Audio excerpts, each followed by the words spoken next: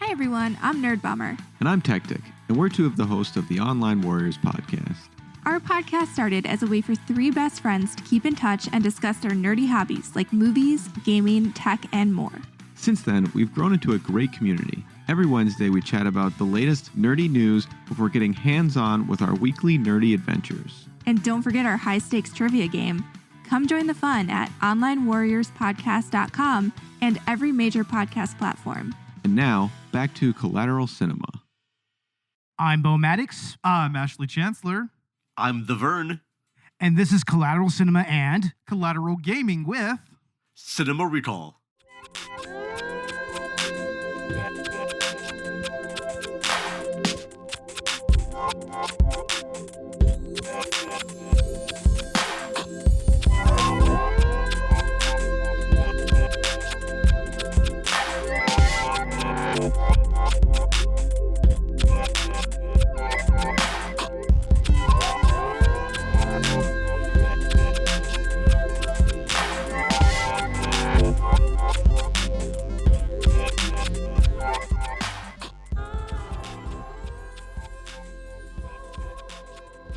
Welcome to Collateral Cinema, the only movie podcast that matters, where we focus on good movies, bad movies, and everything else in between in the world of cinema.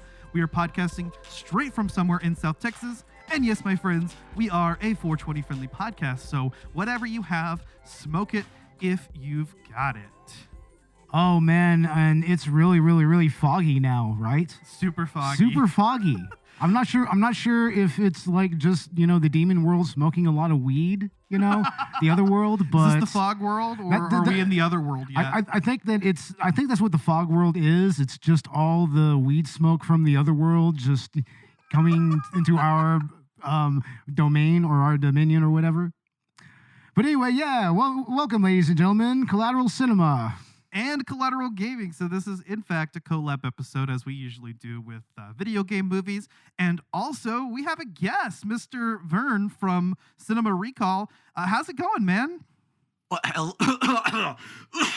man, woo! Good. I feel good. I feel nice. I feel relaxed. About to ready to visit some parallel demon worlds out there. Yeah, I feel good. Thanks for having me on here, gentlemen. This is nice. You got a nice little place here. It feels very relaxed. You got a whole new chairs. I like it. Uh-huh.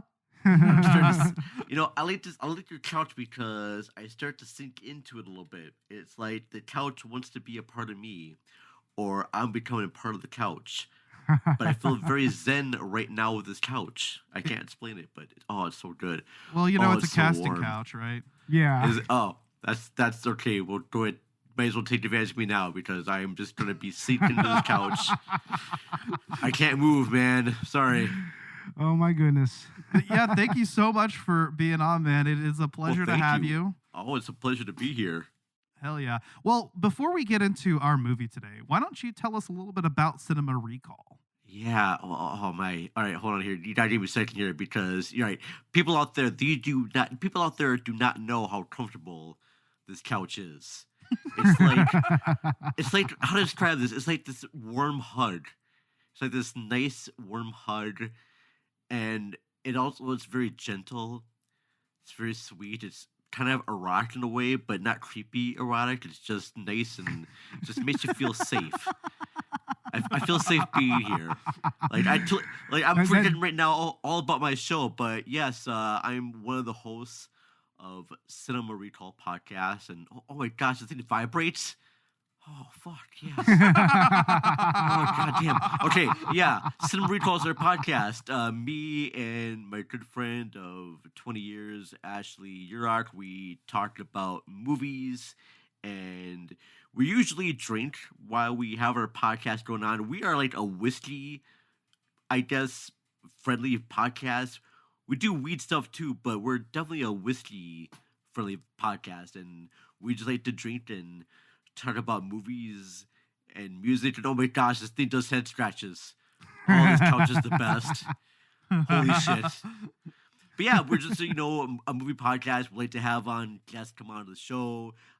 We have a YouTube show, and we're going to try to book more musicians on the show. We haven't done our YouTube show in a while just because Ashley has work and we haven't been able to use the studio space because we're using it for basically free.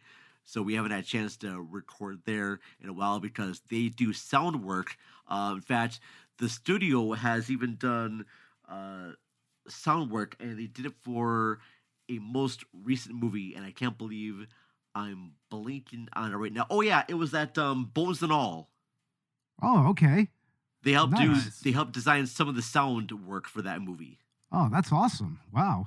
Nice. So- Yeah, so it's a nice high-end little studio. So That's they've good. been working on doing like commercials and shorts, but that Bones and All was like the first like big feature that they got. So they're away doing that, and now they're just doing the place is called Conduit Sound Studio. That's where we do a lot of our podcast shows on. But other than that, we've just been doing podcast shows from the home and just doing that stuff. So yeah, we talk movies. We have guests come on. They talk about movies. We have different months. Like right now, we're doing our retrospect on David Cronenberg films, bringing in a Nice. different guest to talk about David Cronenberg features. Like we've had the guys from Film Rage talk about Crash. Oh yeah, we've worked with Film Rage as well. Yeah, Yeah, we had them on our Halloween Ends episode. that's right. Yep. Yeah. Great Cats. We've Yeah. had on there, what's his face? Oh gosh, my mind's not working right now. We had Cam from Jacked Up Review Show, Oh. Jacked Up Movie Review Show. Nice. He was on there Nice. to talk about The Fly. And oh yeah, we just had the guys from Science Fiction Revenant to talk about Existence. And yeah, it's been fun. Hell yeah. Hell yeah, man. Yeah. I'm pretty sure most of those podcasts follow us on Twitter as well. So I mean, Oh yeah, all the guests. If you go on our site there, a lot of the guests that we've had on the show, I'm sure, have been on your show. We love to get you guys to come on to our show. Oh, that would be With great. that. certainly that'd be awesome. Yeah, Yeah. we're totally up for it. Would be Anytime. okay. Yes, Yeah, yeah. yes. All right. But yeah, that's it. CinemaRecall.net is where you can find all of our stuff. We have a Facebook group. I'll do my plugs at the end. I'm sorry that I'm taking things Yeah, away. no problem. No problem. Oh, but this couch is so good. Oh my yeah, God. isn't it though? It's like the best thing ever. Like right now, if you want to get on this couch, that's totally fine with me too, because this couch is so good, guys. Oh my God. Oh yeah. Right on. Okay, I'll be good. Beautiful. Well, anyway, we are here to talk about a video game movie, a video game movie, good one. a good one, yeah, I was gonna say a good one, but I wanted to hear your thoughts on it before I just unequivocally said this is a good one. I think it's a good one. Oh, definitely. It's one of the better ones of its era, to tell the truth. And of course, we're talking about the first Silent Hill movie. And this movie, I remember seeing this for the first time actually in the theaters. I think it was first run, to tell the truth. It was with my buddy Joey. If he's listening, he'll probably remember. Like it was quite an interesting experience. Like lots of people were in the theater at that time. It was like, I mean, because this movie got a good little amount of buzz. Yeah. Well, and see, this came out in 2006. I didn't see it when it first came out, mind you. In fact, this was my first time watching it. But I do kind of remember it. I do kind of remember it coming out. I remember it being a thing. And I actually wasn't aware of whether this was a good or a bad video game movie, but I knew the stigma about video game movies. But like as somebody who has now played the games and watched the movie, yeah, I agree. This is a good one. Definitely. Yeah, it's one of the actual, it's an adaptation that actually holds up well, right?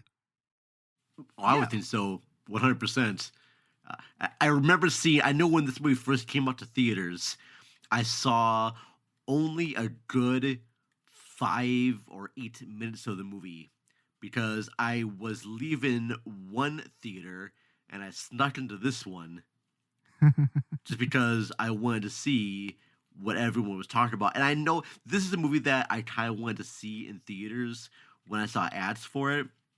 And I wanted to see the movie in theaters because it was from the co-writer of Pulp Fiction Yeah. and Killing Zoe and Rules of Attraction, but Rules of Attraction hasn't come out that yet, but Roger Avery, and I really enjoyed Killing Zoe and Pulp Fiction at the time, And so when I saw that, one of the head writers of these movies is doing a video game adaptation, I'm like, okay, I want to see this.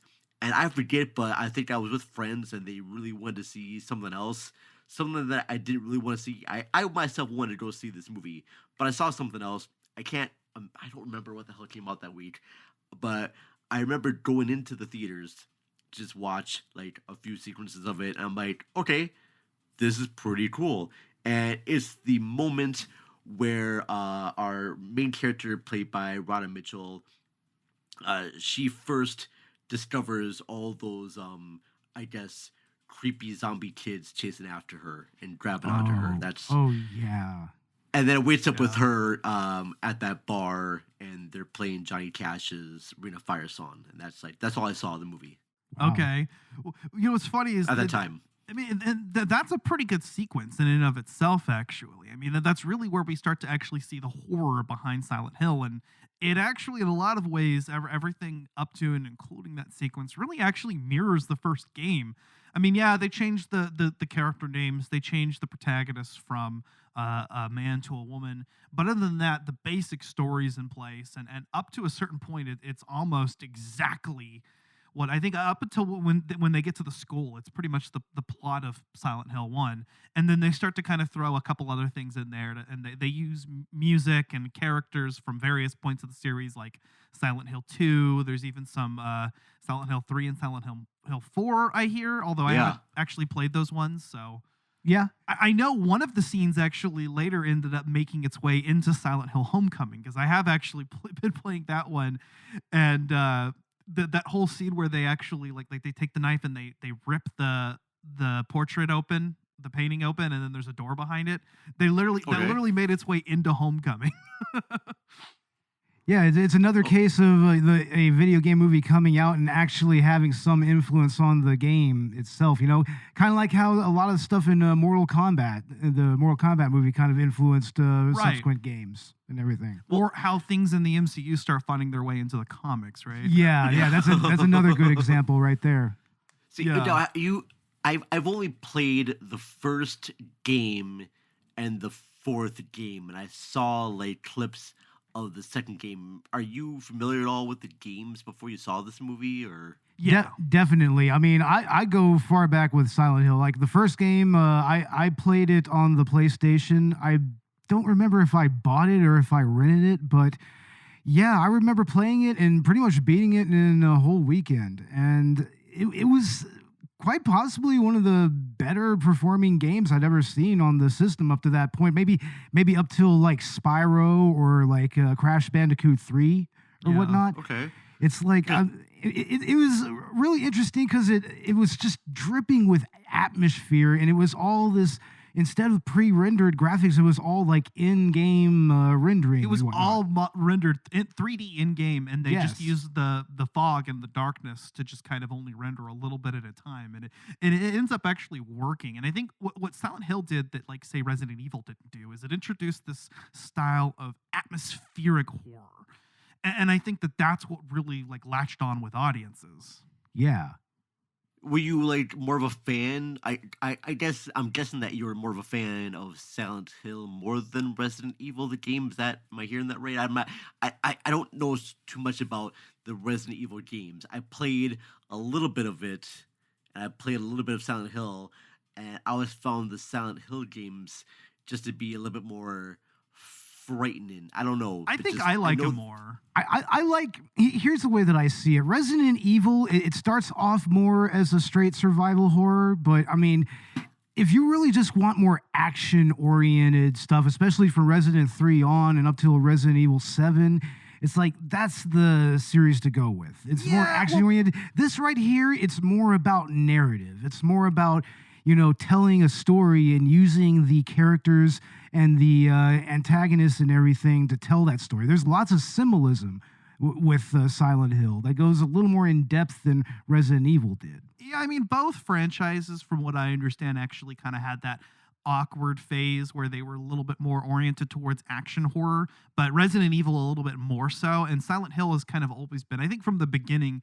a little bit more survival Yeah. horror focused. Well, I mean, Silent Hill was even trying interesting stuff like going more open world with their concept and whatnot. And yeah. and also, having mechanics like I think one of them, you actually take a psychological examination before you play the game. I think that was Shattered Memories, which was yeah. the remake of Silent Hill 1, right? Yeah, and that one actually didn't have any combat.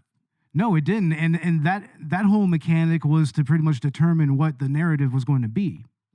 I had no idea that the Shattered Memories gave you a psych eval test before you play the game. Yeah, it's crazy. Blowing my mind. That's something Yeah, that it Until is. Dawn also did, but I guess Shattered Memories did it first. Yeah. And honestly, like as far as, which one's the scarier one, definitely Silent Hill as far as the series is concerned. I mean, especially when they try to do with PT. I mean, yeah, that. I mean, for fuck's sake, that was like a bombshell on horror gaming. Like we wouldn't have horror gaming as we know it. We wouldn't have most of the streamers on YouTube as we know them if it wasn't for that game. And maybe arguably like Amnesia, Dark Descent and whatnot. But Outlast, yeah. Yeah, but Silent Hill, it's frightening.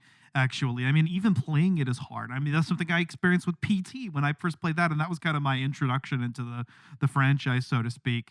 And then even kind of going back and playing, some of the original games now, there is something that's very difficult about like just kind of pushing yourself forward and continuing to do it. And I feel like that level of fright and terror, that just unsettling feeling where you're just waiting for something to happen, that carries over into the movie extremely well. And I think that's where this movie actually really works, is that the film not only directly adapts some of the things from the games and really faithfully, but it does what a movie adaptation of a video game is supposed to do. It captures the very essence of its source material. And all the while creating its own identity. Yeah. What I think is great about this movie is that director Christophe Gans really fought hard to do this adaptation. I mean, he wrote to Konami, and I know that Konami was very protective of their game, and he gave to them his pitch treatment about what he wants to do with it. And he's like, this is not going to be, a typical video game adaptation. I have such a love of this source material. And him and Roger Avery came up with this script that is very good. And even it's great about this adaptation is that it gives little nuggets and Easter eggs for fans of the game, but also for people who are not familiar with the game.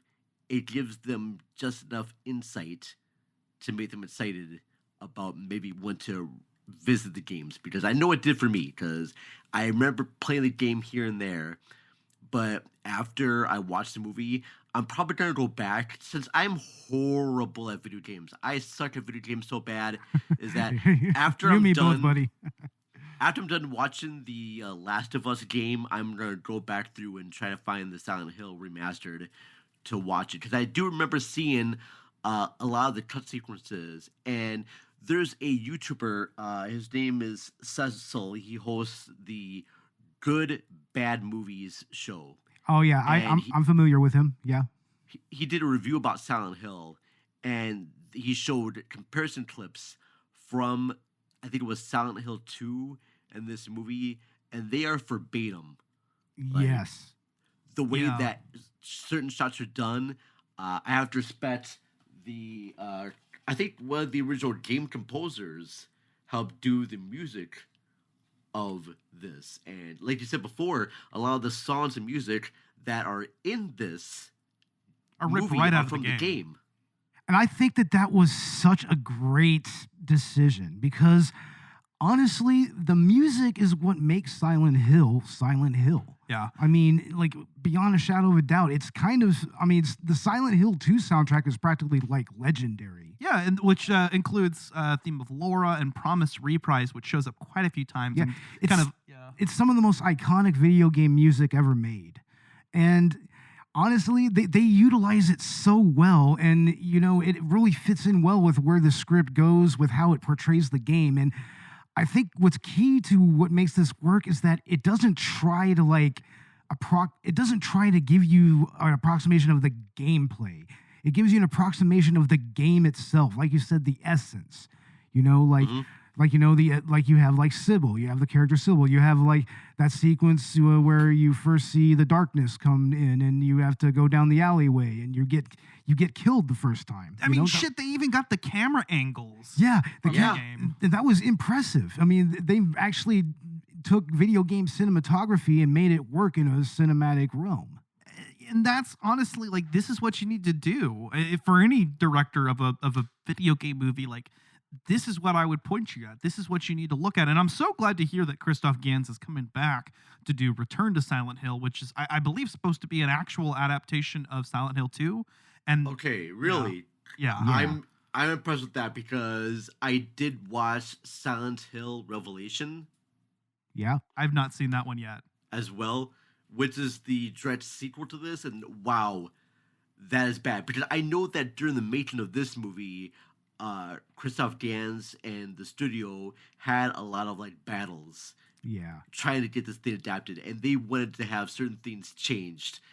And Christophe was like, well, no.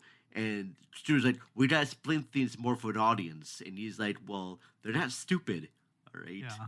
I don't need to make these changes to make this stupid. And it's weird watching the sequel. That movie is a studio movie through and through. Like, all the things that the studio wanted Christophe to change for Silent Hill, and he refused, they put that in the movie. And it just doesn't make any sense at all. And I'll talk about that later on. But yeah, I just very glad that he stuck to his ground as much as he could. I'm sad they didn't get him for the second one, but now he's back for this third one. I'm excited for that, and I'm hoping that they can bring back some of the original actors. They do bring back some of the original actors like Sean Bean and Rhoda Mitchell and Deborah Kara Unger in the second movie.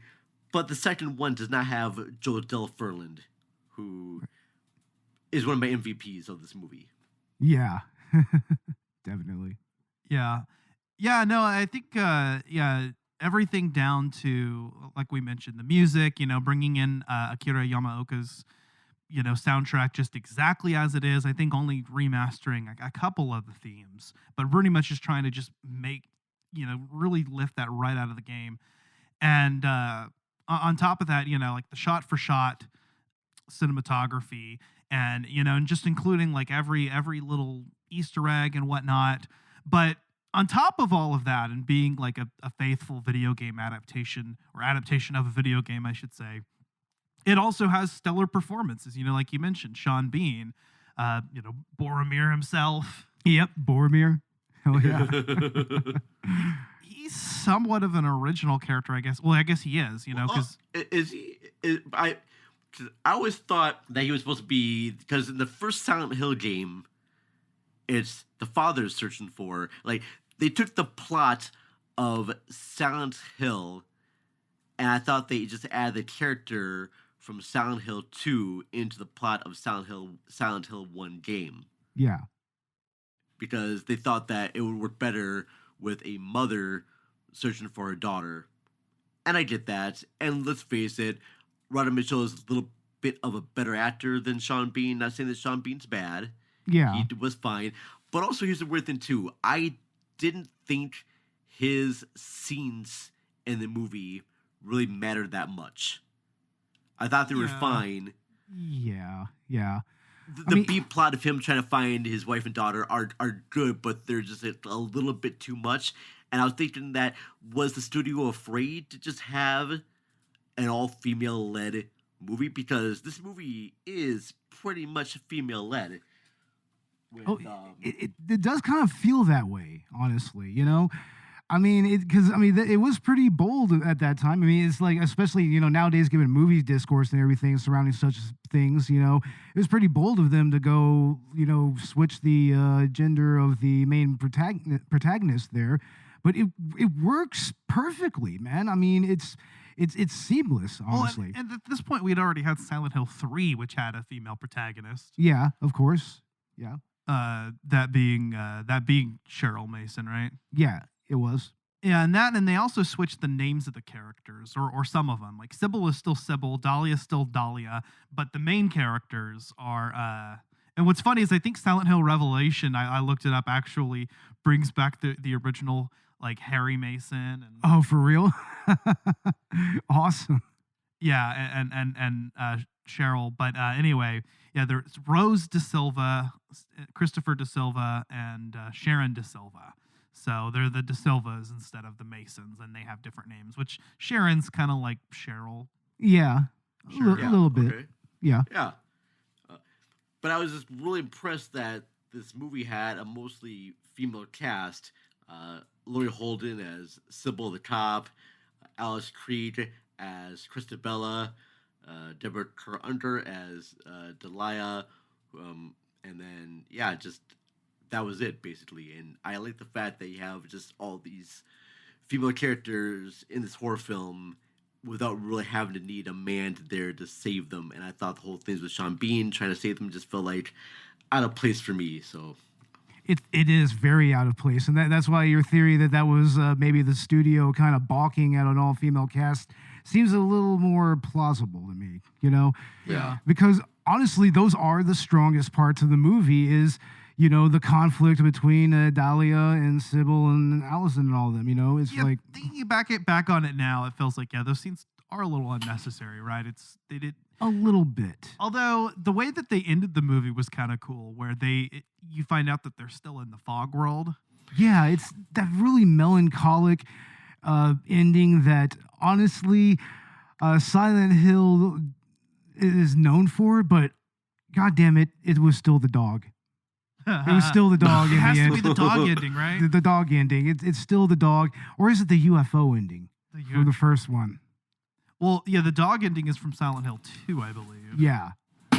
Yeah, so okay, I don't know about these engines here. That's just amazing. you know, yeah, there's actual joke endings for the Silent Hill games. Yeah, Really? 'cause- Yeah. yeah. So Oh, God. like you have all your different alternate endings, and the first time you play through the game, you're gonna get one of like the normal endings, Sure.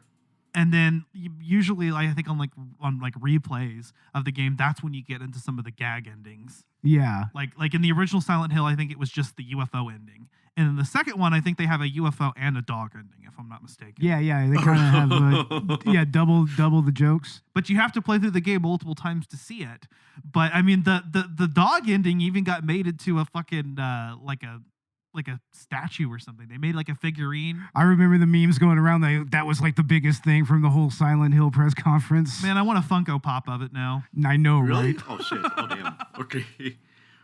Oh. Yeah. I want to talk about because I had to talk about this really briefly, guys. Hope you don't mind. I don't want to dive or interrupt this conversation. But I think the movie kind of starts off at a very kind of strong note, more than I would see other.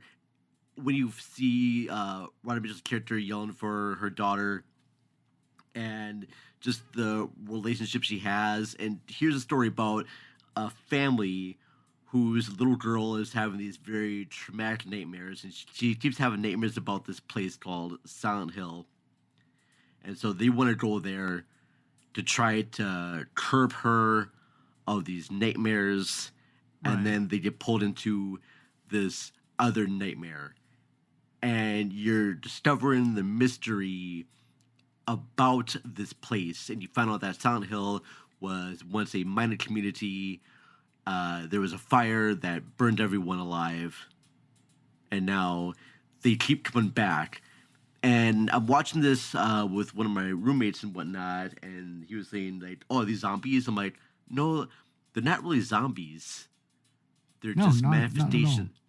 Yeah, they're manifestations. They're like ghost manifestations that are coming back, and I guess they can hurt you. But I don't know if this area is just an area of ghosts, and maybe these ghosts can't see you. They're like the memories of a place.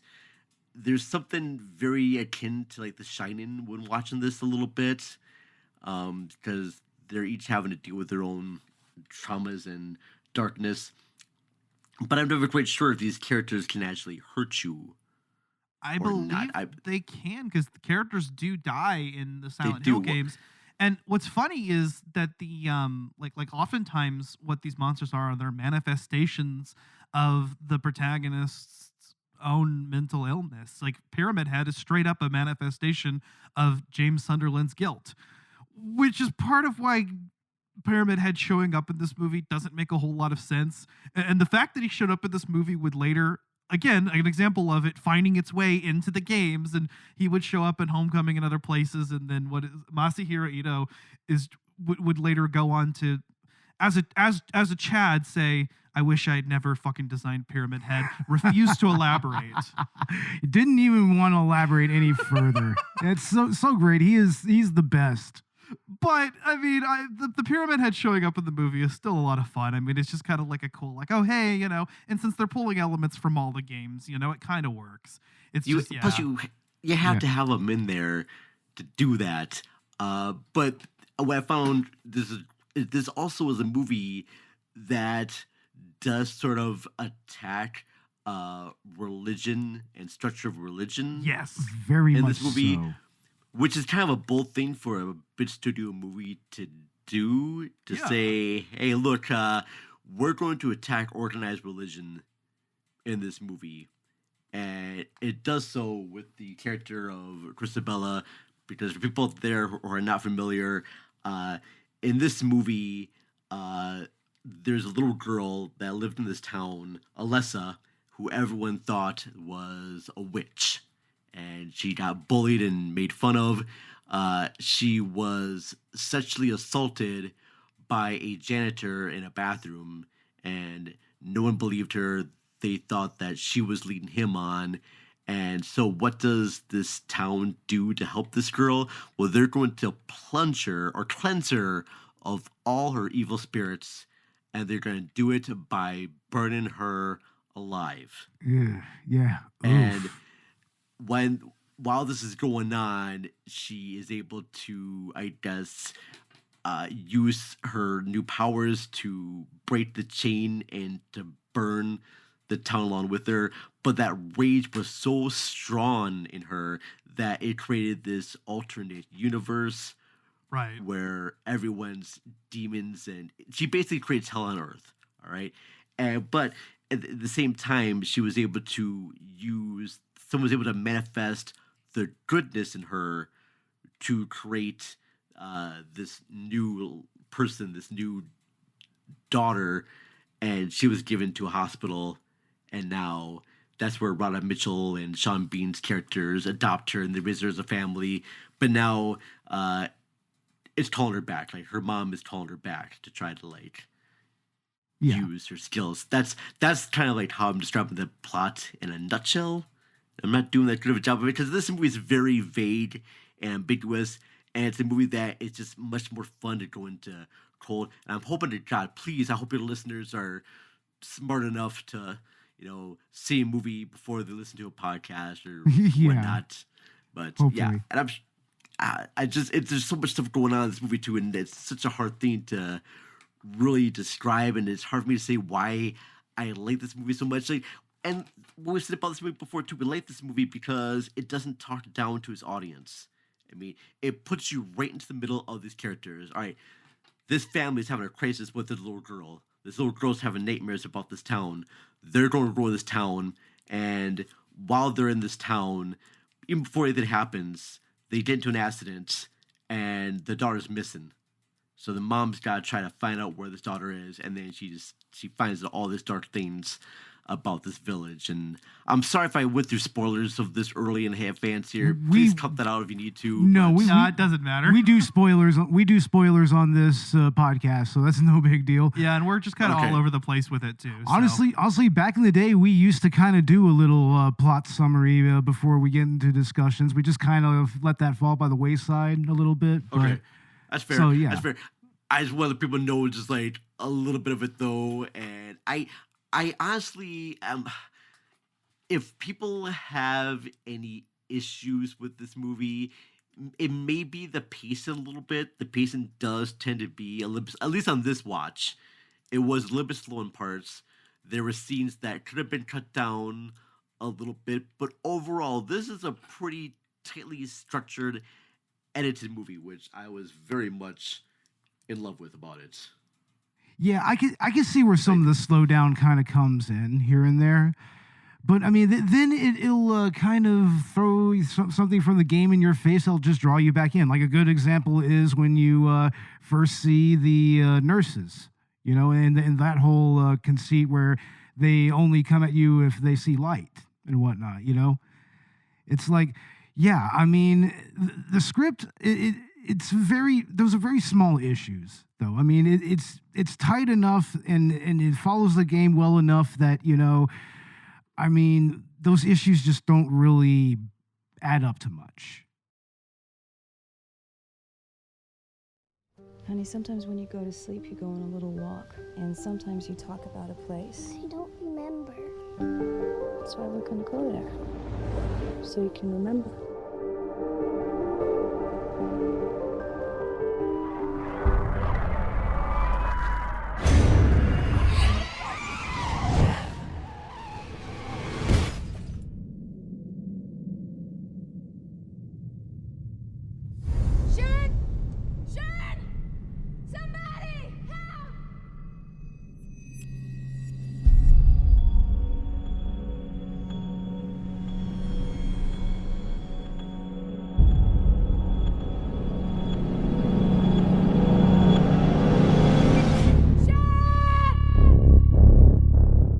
Christopher, Sharon's gone. I need your help. I'm not okay. Please, hurry.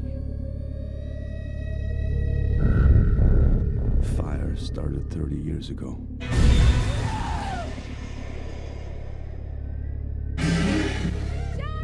I don't know what's happening. Do you know what's going on here? This place is completely cut off. Only the dark one opens and closes the door to Silent Hill. Where is she? I'm trying to find my wife. She looks exactly like Sharon. Why? Rose, come on! Rose, hurry! It's coming!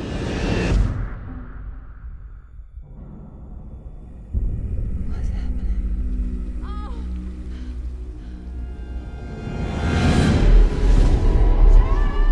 To find your daughter, you must face the darkness of hell. It's okay, baby. Mommy's coming.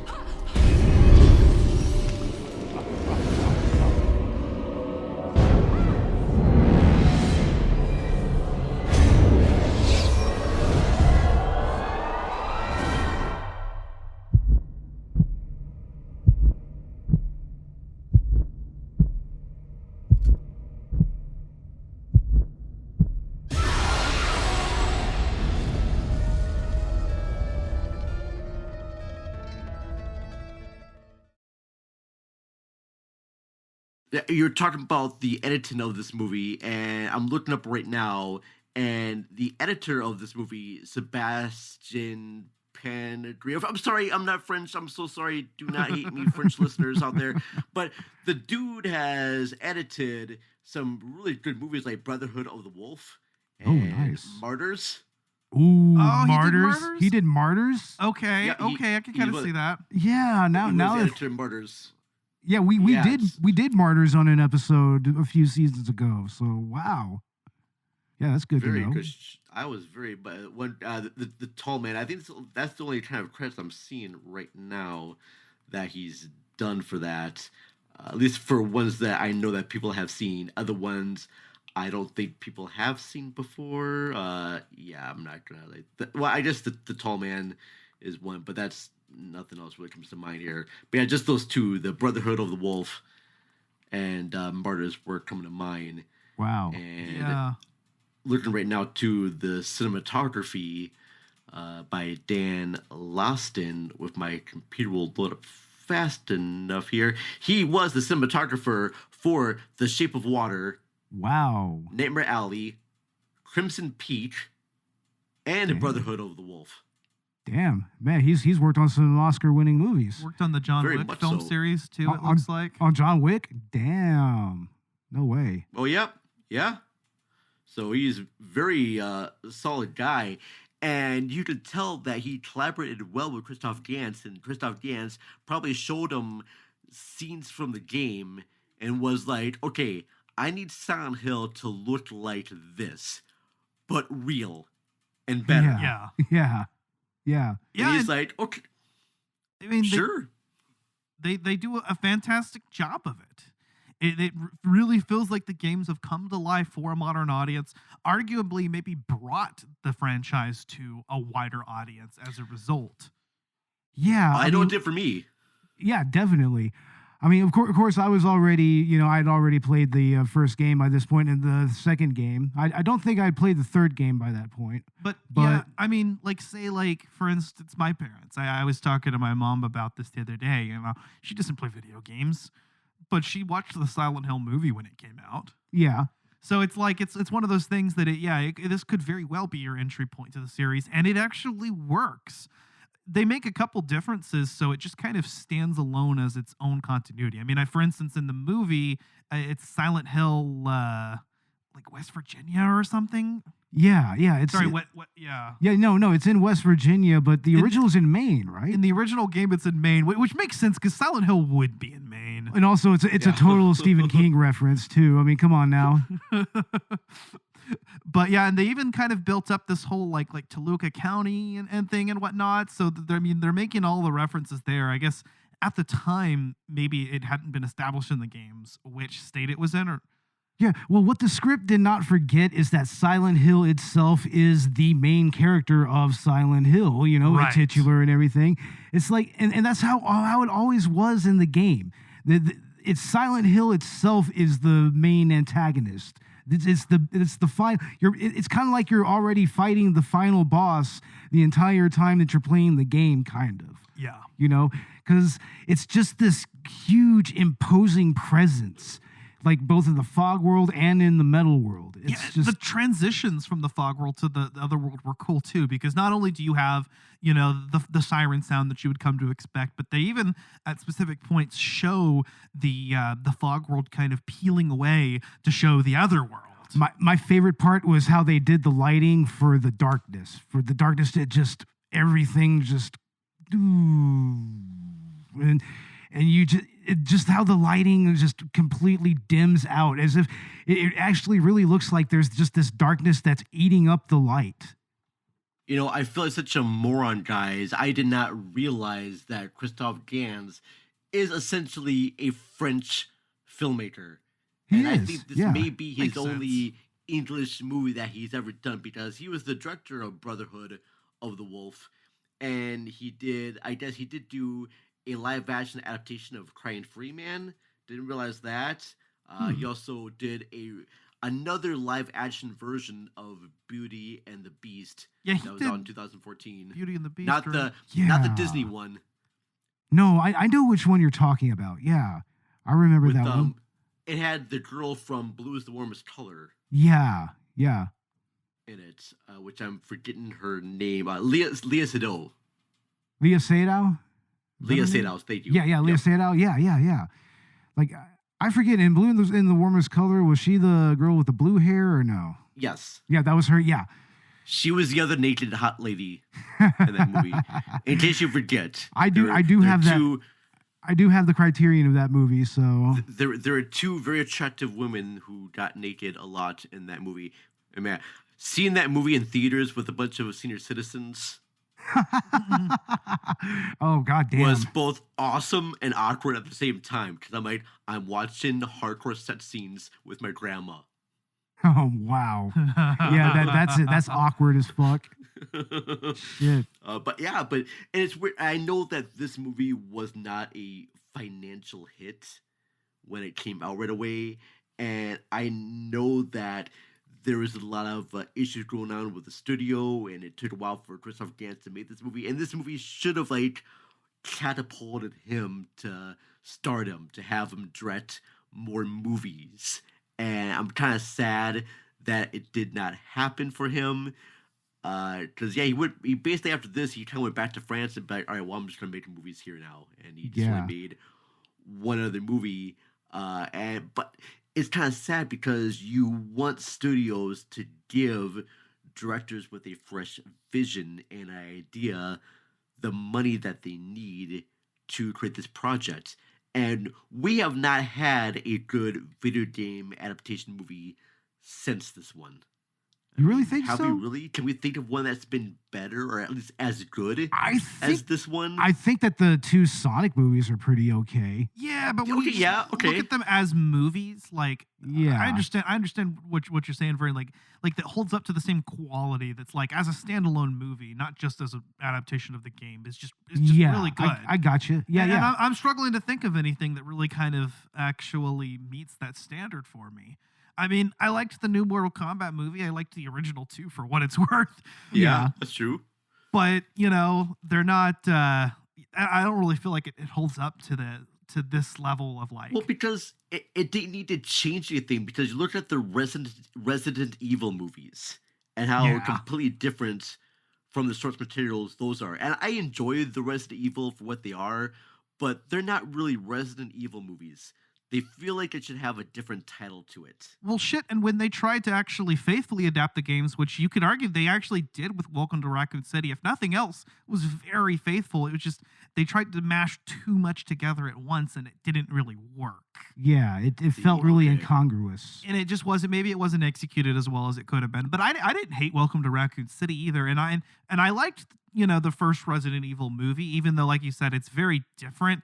It did somewhat capture the essence of what Resident Evil should be to a degree. Well, the thing about this movie is that Gans, he didn't forget about the horror. Yeah. That's what Paul W.S. Anderson completely fucked up with Resident Evil. Like, it was kind of present there in those first 2 movies, but he forgot that that Resident Evil it's a horror series. The horror is part of it, Yeah. And it's like when you're and I understand that Resident Evil amped up the action afterwards, and that was more or less kind of a direct, thing between the movies and the game there. But it's like here, Christopher Gans, he actually remembered that this is a deeply psychological movie about trauma and mental illness and everything, and he gives it that respect. Yeah, I would argue, in fact, the protagonist of this one is actually much more mentally ill than, like, Harry Mason was. Oh, arguably. Although not quite as fucked up as James Sunderland. Oh, yeah, no. Not even close. I mean, yeah, she didn't pillow murder anybody. Yeah, no. But see, I gotta start playing these games again now because I'm not really remembering these characters' names. James Sunderland and the only one I kind of played all the way through or watched all the way through was the 4th one, The Room. Yeah, that's a very interesting game. I was very much into the whole thing about that game and being stuck in this room. And I gotta play that one again because that's probably my favorite one until I revisit Silent Hill 2 because it sounds like Silent Hill 2 is probably the best one of this. So, of the ones I've played so far, I think it's the one that I enjoy, but I actually haven't beat it all the way through yet either. So, gotta have to but I played through, like, I think at least half or the majority of the game. But yeah, no, what I thought was interesting about this movie, kind of circling back to the use of the manifestation of mental illness and trauma with the main protagonist, there's a few things that you notice are kind of off about her right away. Like, why does she run from the cop? If she had nothing to hide, she should have just stayed there and waited for Sybil to, like, I was kind of wondering, like, what is the cop gonna do? Like, why did she even pull her over? Like, and instead she just runs it, and then I'm like, okay, so protagonist is a little bit off. She makes some questionable choices, not there just then, but throughout the film. Yeah. Yeah, well, I mean, maybe because I'm sure she was on the run, and I'm sure because at that time her husband's cut off her credit cards, and I'm pretty sure her husband wants to try to get the kid back, and the mom's like, well, no, I need to get to Silent Hill to care my daughter no matter what it takes. But in a weird way, you kind of feel like, well, maybe she's controlled by the order to bring the kid there. Yeah, no matter yeah. what circumstances it would be. And I know she's there to protect her kid, but maybe she's being influenced as well by the residents of the town. It's a weird thing too because you talk about her mental stability, and I recently rewatched The Shining, Stanley Kubrick's movie, and a lot of the things that are happening to Rose in this movie kind of feel like they were happening to Jack, and we don't know if she's mentally unstable or not, but you kind of brought that into a whole new light to maybe see, and maybe her blind devotion to her daughter, maybe it doesn't make her see the dangers that are happening to her. Perhaps. Yeah. So, I mean, I know she sees the dangers of all the creatures and everything coming after them, but she doesn't really know too much about her daughter because her daughter is adopted.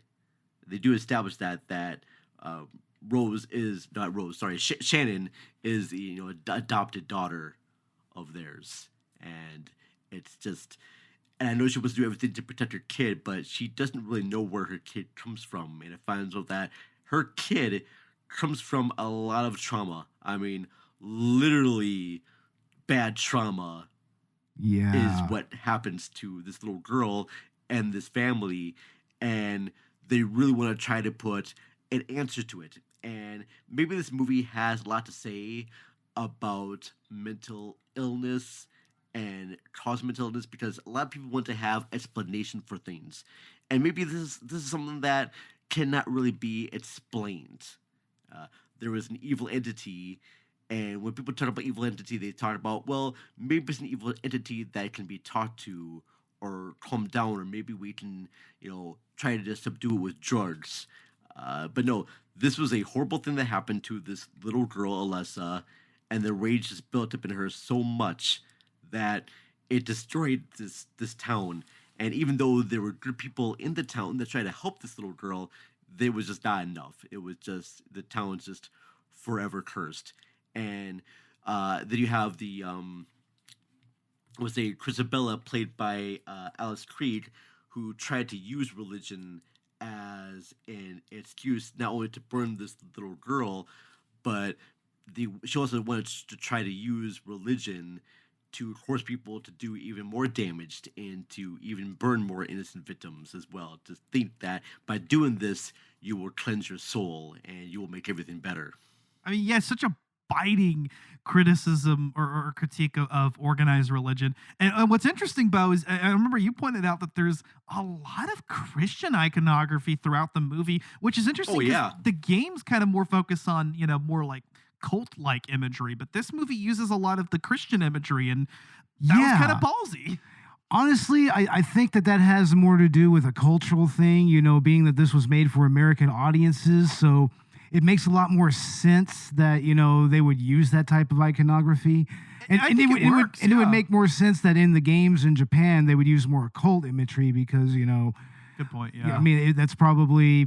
it's just kind of, otherworldly enough and different from, Japanese mysticism and whatnot that, it doesn't fall into those tropes, and then you can use different tropes that way. And tropes that fit into a more Western narrative, which is kind of what Silent Hill always was, sort of. It was kind of like a Japanese take on a Western narrative.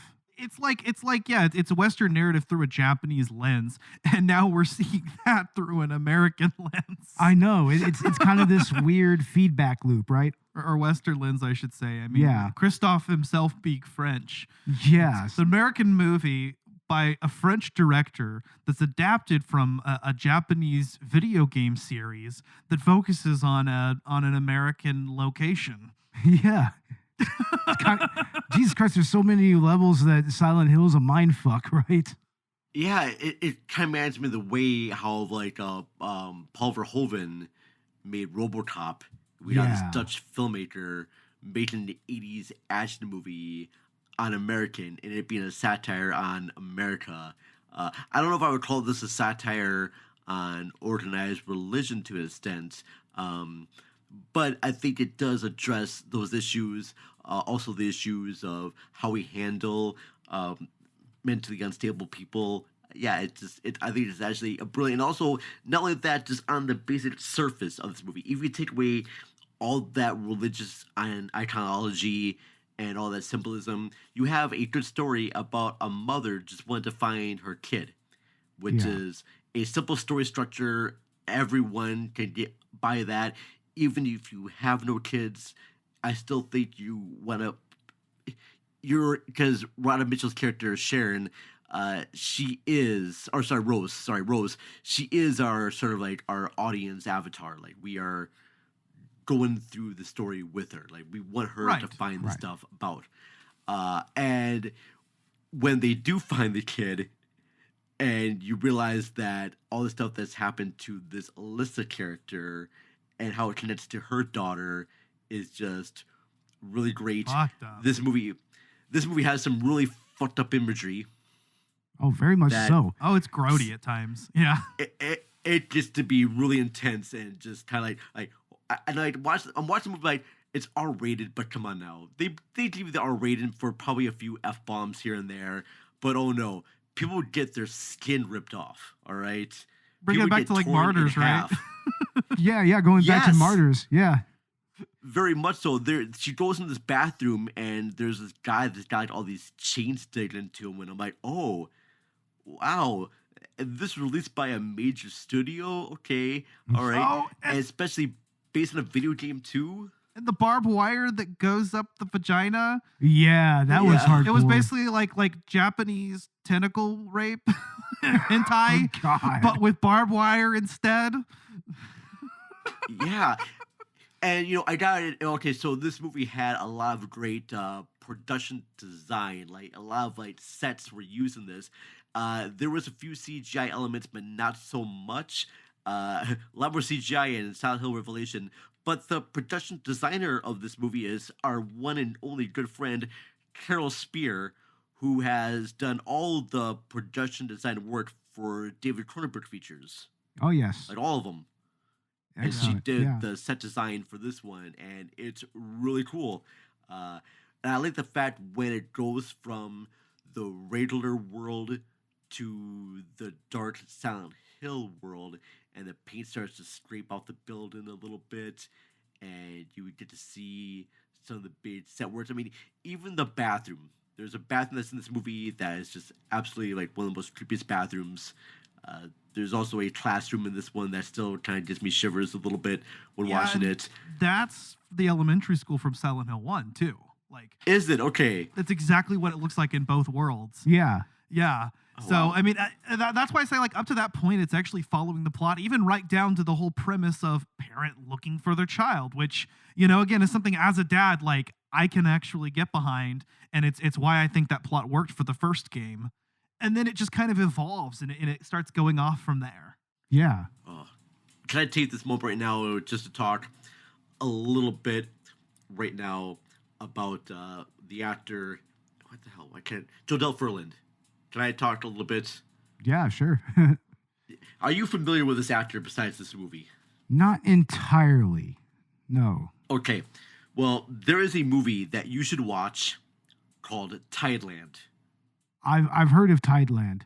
Yes. You have. I've heard of that Terry movie. Gilliam movie. Yeah. I'll be really brief about this movie. It's about this little girl who has two parents who are heroin addicts, Jeff Bridges and Jennifer Tilly.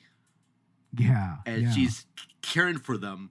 And after her mom overdoses, her and her dad go to live at her grandma's house. And while there, the dad dies of a heroin overdose, and now she has to live in this place by herself. And all she has is these doll heads as friends. Damn, yeah. And through the course of it, she develops this friendship with this other woman and her mentally challenged son. And it's about how much darkness is in this kid's life that she's able to see light and happiness throughout all these bad things that are happening. And I think Jodelle Ferland, who is at the age of 10, is in this movie, and she just controls it. She is very good in Tideland. And even though she has a small part in Silent Hill, I still think she still holds her own.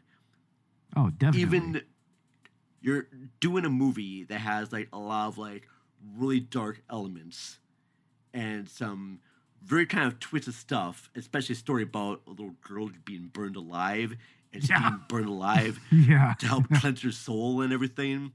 And because she actually does play both parts. She's the little girl, Sharon. She plays Alessa, and also the darker version of Sharon in this. And when she is like all dressed in black and doing her creepy demonic things right there, she just sells it so well. Yeah, she's the quintessential creepy horror girl. And I really wish that I think after this, and now Thailand did not get a release here in the States because people thought that it was too cruel to children. Yeah.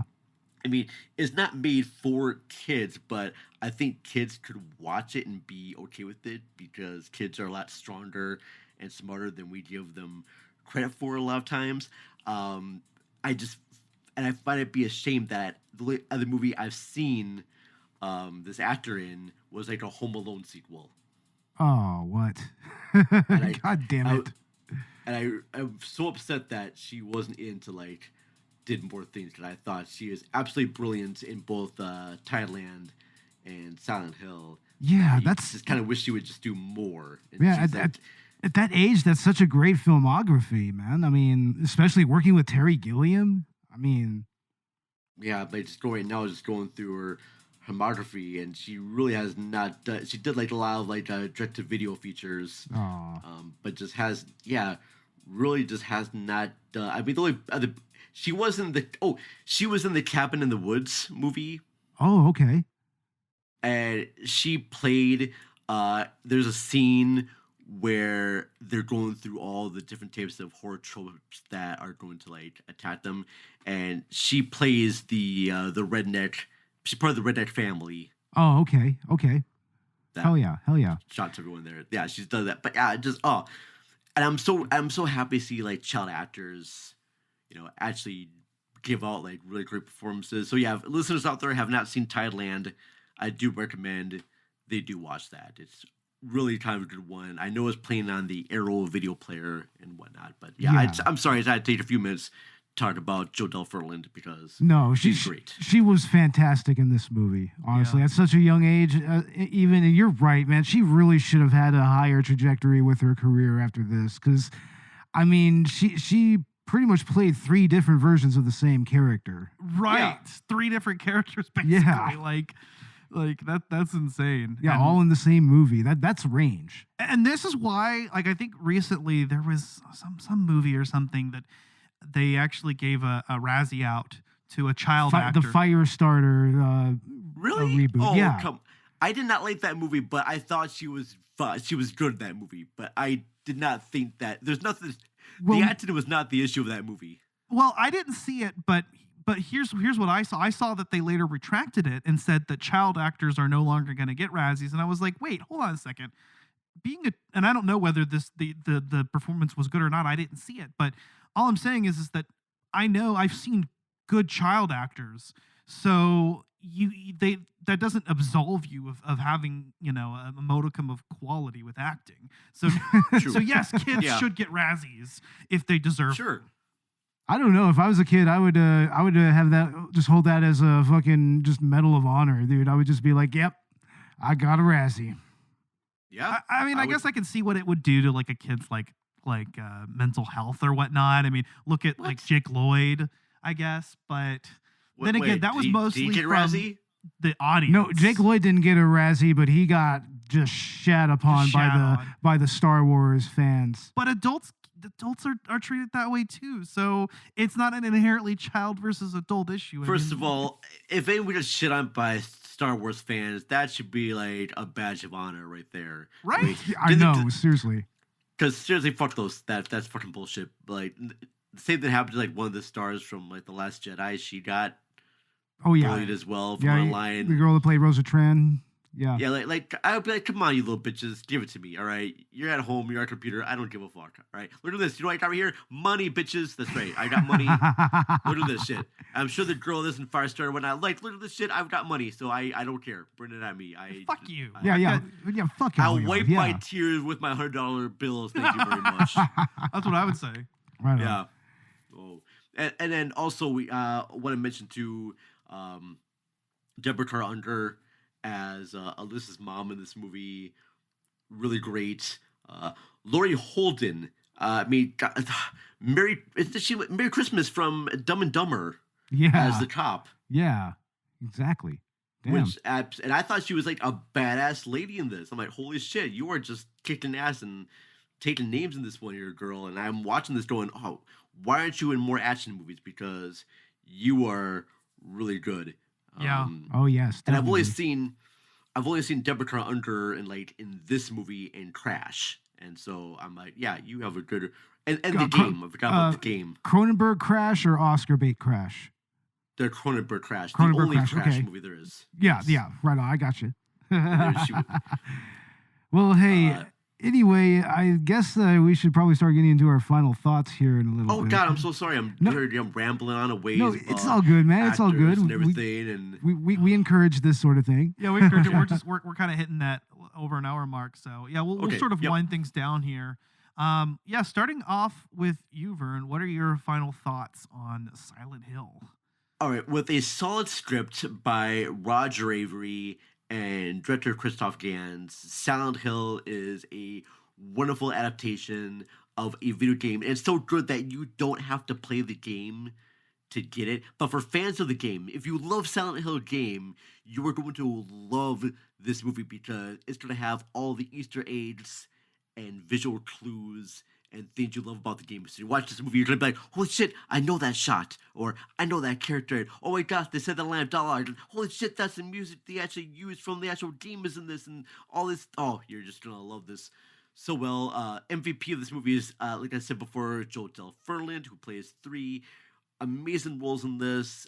Yeah, very, very cool stuff. Yeah, I would give it about, what I do to solid 5 stars. Yeah, I'm ready to give it 4 because I still think that there are scenes of this movie that could have been cut down to make it an even, like, probably 95 minutes. But other than that, it's a solid feature. So yeah, 4 stars, 4 out of 5. Excellent. Nice. Alrighty. And Bo, what about you? Oh man, I think that I concur for the most part. I mean, I really, really, really like how the script just, like I said, it's not so much, focused on, just giving you the gameplay just in movie form. It actually brings the world to life.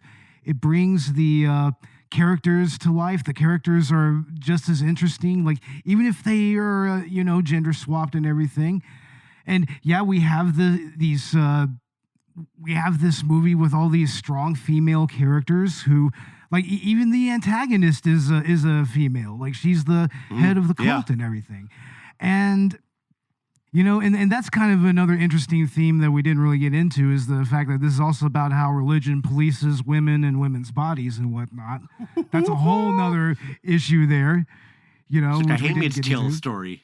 Yeah, but it's it's a really great way to introduce yourself to the lore of Silent Hill, and the fact that it incorporates a lot of the themes and a lot of the characters and a lot of the music from the original games. It gives it authenticity, which is at that point is what video game movies was just really kind of, they were lacking for the most part. And it gives you a great ambiguous ending where you're not quite sure if they get out or not, which I absolutely love. Like, the ending to this movie is so good, and they fucked up in the first one, like, so badly. Yeah. But yeah, that ending is fantastic. I love it. It's exactly what a Silent Hill ending should be for a movie. So yeah, I mean, it's been a while since we've given any type of star rating here, but I concur with the 4-star rating. It's definitely something that, like, anybody who loves horror, anybody who loves survival horror, or if you're just a Silent Hill fan, or if you're just a casual fan of just dark movies, like, just check this one out.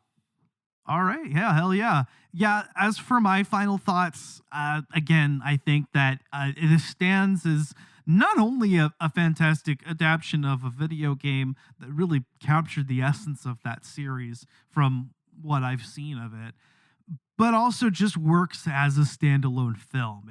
There's just a level of quality. Kind of wondering why this movie didn't hit it off as well as it did. I mean, and it's just, and I think even was negatively reviewed at the time by critics because, I mean, just looking at the movie from a cinematic standpoint, it does a lot of good things. It does a lot of things right. It does horror right.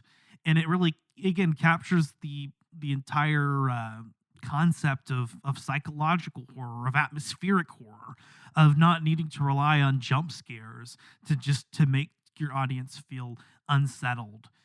Yeah. Yeah, I think because it didn't do so well, because I don't think the producers and studios really put a lot of work into marketing this movie that well. They didn't know what really to sell for the fans of the game or your average Joe Blow right there. And I think they just kind of failed because this movie is a good adaptation for both. They should have sold it more as a good horror story and let the fans kind of discover it on their own.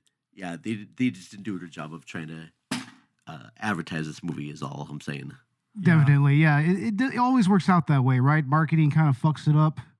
Yeah. And here's the thing too, even the movie doesn't do so well when it first released, it gets discovered again by podcasters like yourself and gets new appraisal. And soon we'll be seeing a Arrow 4K Blu-ray edition coming out here soon, like a 4K special edition.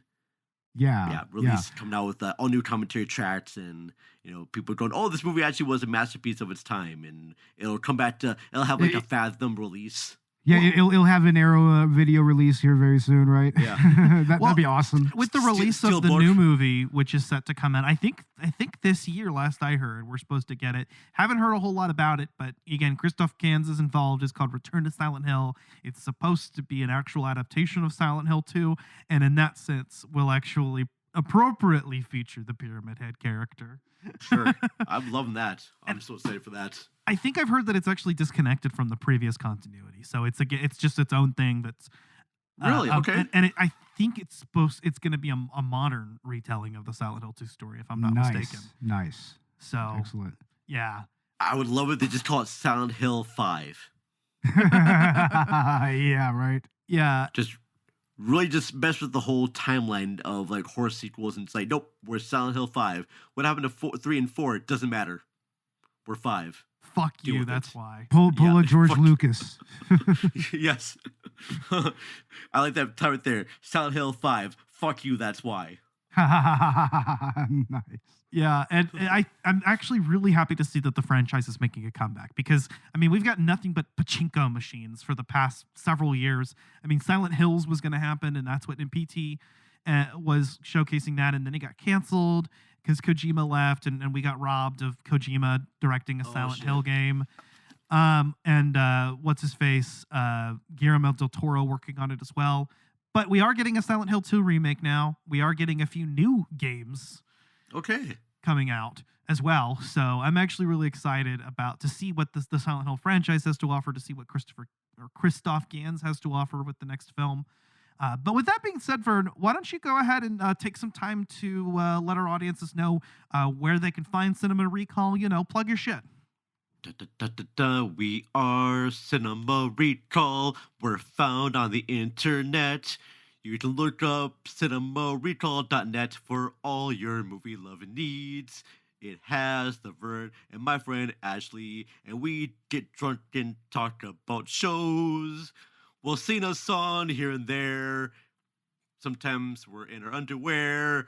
And that is the Cinema Recall Show. That's all. Fuck. What the fuck am I doing? I'm sorry, guys. I'm a little drunk right now, so. Hey, it's all good. It is all good, bro. I love the energy. Yeah. But please check out our podcast. We do talk about fun stuff here and there. It's great. We are informative.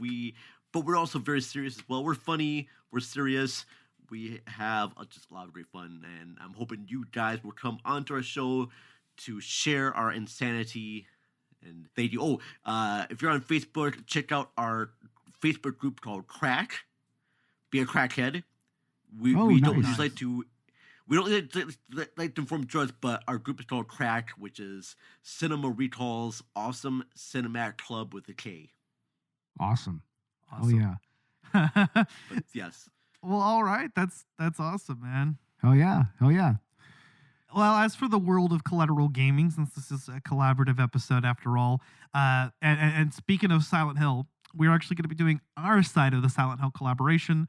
The next bonus round, which we plan to record over the next few days, we're going to talk about the Silent Hill game series, namely Silent Hill 1 and Silent Hill Homecoming. Going to kind of do a duality thing with those two games and talk about the good and bad of the series.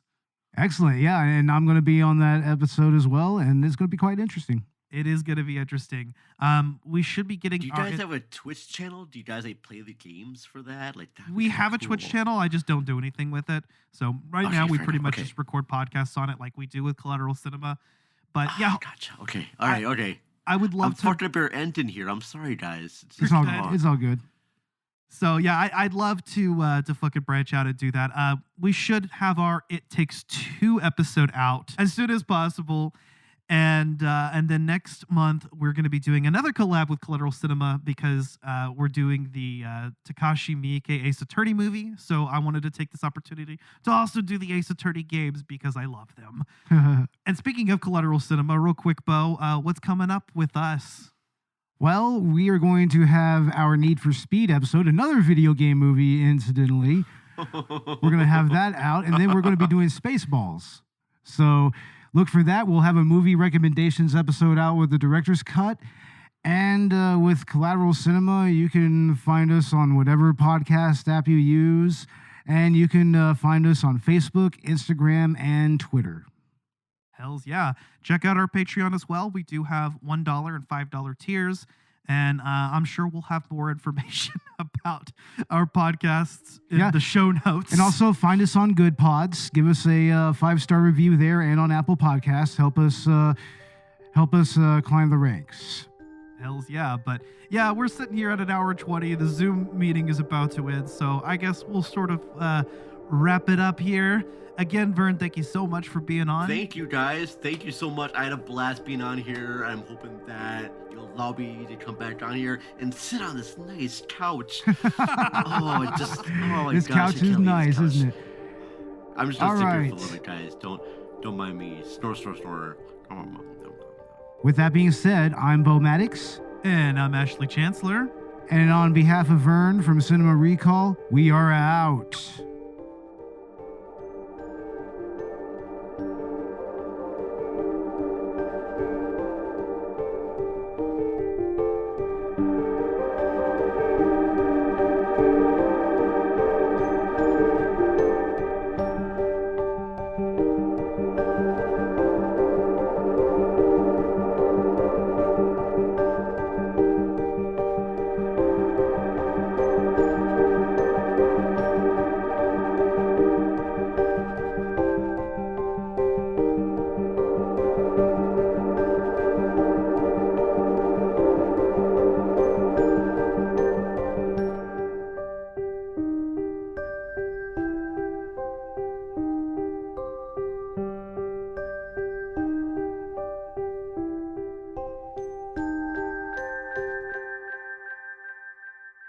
Collateral Cinema is a Collateral Media podcast. All music and movie clips are owned by their respective creators and are used for educational purposes only. Please don't sue us. We're poor.